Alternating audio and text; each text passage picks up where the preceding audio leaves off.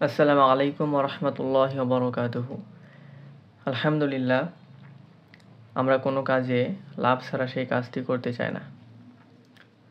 তো রাসূলুল্লাহ সাল্লাল্লাহু আলাইহি ওয়াসাল্লামের সকাল সন্ধ্যার দোয়া ও জিকির শাইখ আহমদুল্লাহ এর রচিত বইতে আমরা পূর্ববর্তী পর্বে জেনেছি জিকিরের গুরুত্ব সম্পর্কে, অর্থাৎ জিকিরের লাভ কী, গুরুত্ব আসলে কতটুকু। এখন আমরা আস্তে আস্তে ধারাবাহিকভাবে এই গুরুত্বপূর্ণ কিছু দোয়াগুলো জানব, যেগুলো আমাদের জানা অত্যন্ত গুরুত্বপূর্ণ। এবং ধারাবাহিকভাবে আমরা জিকির ও দোয়ার সর্বোত্তম সময় সম্পর্কে এখন জানব। এমন আমরা অনেক দোয়া জানি যেগুলো আসলে সহিহ হাদিসের দ্বারা প্রমাণিত নয়। সেগুলো আমাদের ভালো করে রেফারেন্সগুলো দেখে নিতে হবে এবং সহিহ হাদিস ভিত্তিক দোয়া অর্থাৎ রাসূল সাল্লাল্লাহু আলাইহি ওয়াসাল্লামের সুন্নাহ মোতাবেক দোয়াগুলো আমাদের আমল করার চেষ্টা করতে হবে। আমরা এখন জিকির ও দোয়ার সর্বোত্তম সময় সম্পর্কে জানব।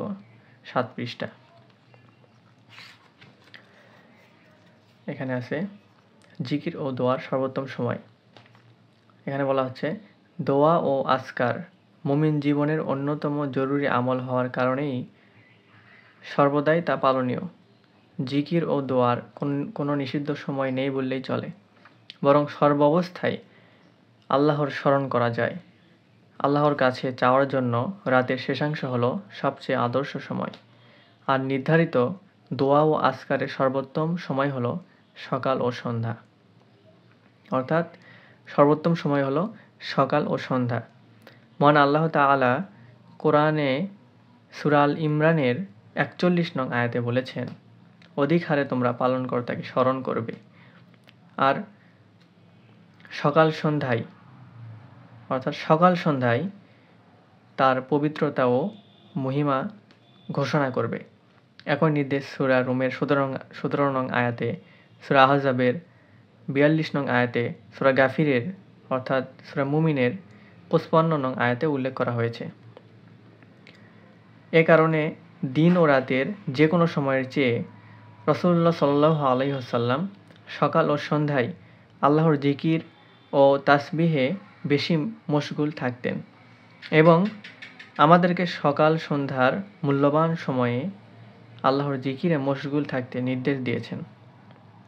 আলহামদুলিল্লাহ, এখান থেকে আমরা জিকির ও দোয়ার সর্বোত্তম সময় সম্পর্কে জানলাম, অর্থাৎ সকাল ও সন্ধ্যা, এটা জিকির ও দোয়ার সর্বোত্তম সময়।